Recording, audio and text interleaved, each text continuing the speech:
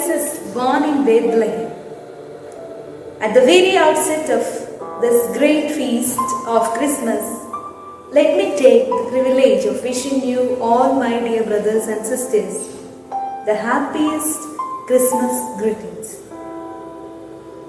Christmas is a great mystery, the salvific mystery in which we commemorate the incarnation of Jesus our Lord. God became man so that we become God's true children. Jesus, the foretold gift, the promise of Abba Father, is the highest form of the expression of God's love. In today's first reading, through the words of Prophet Isaiah, we come to know that the young maiden would bear a son and shall name him Emmanuel. Yes, Emmanuel means God is with us. He rightly prophesied that this upcoming king would be the mighty king, wonderful counselor, loving father, and prince of peace. Coming to the second reading in the book of Prophet Micah, we know the God of mercy is inviting us to his mountain. As we sing, "Come, let us go to the mountain of the Lord." Yes, to the house of Jacob, God of Jacob. Abba Father is inviting us to be like his beloved Son, who incarnated to the manger in order to make us all good children, children of God himself. Son of God, when he came to the world, he emptied himself, he left heaven, became a poor human being, and same manner when he died, he had nothing. He had not even place to lay his head. Coming to the third reading, the letter written by St. Paul to the Galatians, the same point is reflected, that in the fullness of time, God the Father sent his only begotten Son, that we may become the adopted children of the Father. In today's Gospel, the Holy Happy Tidings, St. Luke narrates to us the birth narration of Jesus. Going through the Bible, we come across in this passage three important characters. The main persons in this, the first one, Joseph and Mary. All these three characters teach us something, some good lesson in life. First of all, we see Joseph and Mary, their readiness to obey the rules and regulations. As per the decree of Emperor Augustus, that all the people have to go to their own place, their own native town to register themselves. Just like all other people, Joseph and Mary also, in the crucial moment of uncertainty, left their place and went ahead to Bethlehem. And as we know, in Bethlehem, Mary had no place to give birth to her beloved Son. It's the basic demand of any woman to give a very secure song to the child that is born.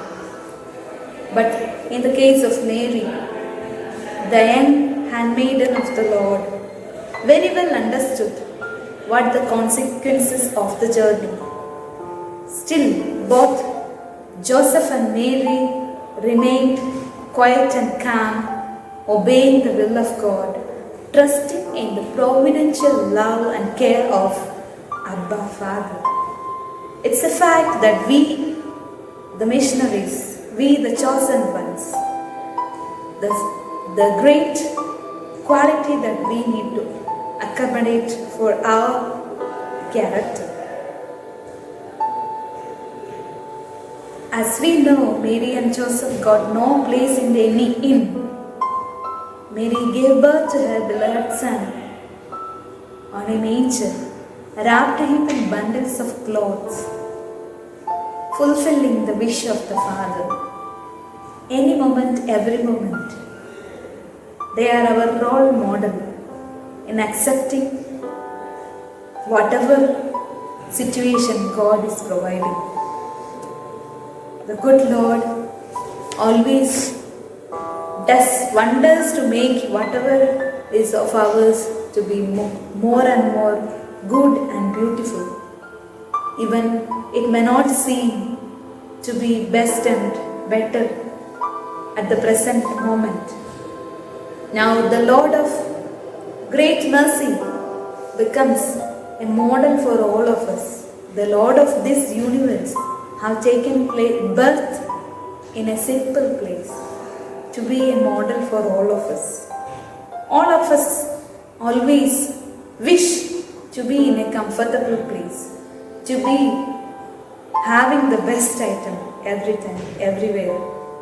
But what the Lord wants to communicate to us, let us learn. Coming to the next category of person who teaches a lesson is shepherds. Even in the late night, they were watchful, taking guard of the flock. That made them to listen to the musical banquet of the holy angels singing, "To you is born a Savior." And they could accept, they could identify the words of the Lord spoken through the holy angels. Yes, the multitudes of angels sang glory to God in the highest.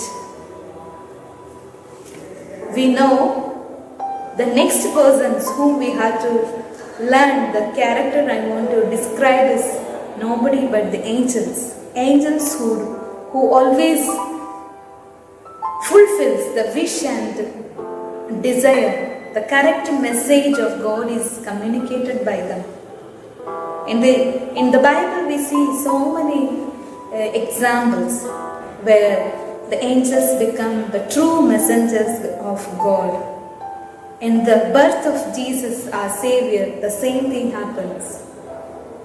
This cute angels sang glory to God in the highest. Yes, dear friends, glory and honor is always to God, our Abba Father. And one more thing they sang in their heavenly hymn, that peace to people on earth who found favor in the eyes of God.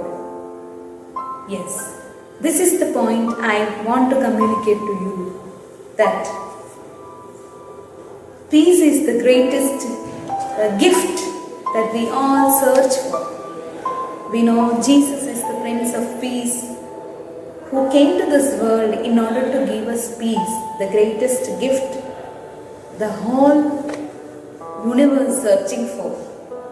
We see if any of our beloved ones, when they die, we wish him or her rest in peace. See the last wish, last blessing that we give to that soul.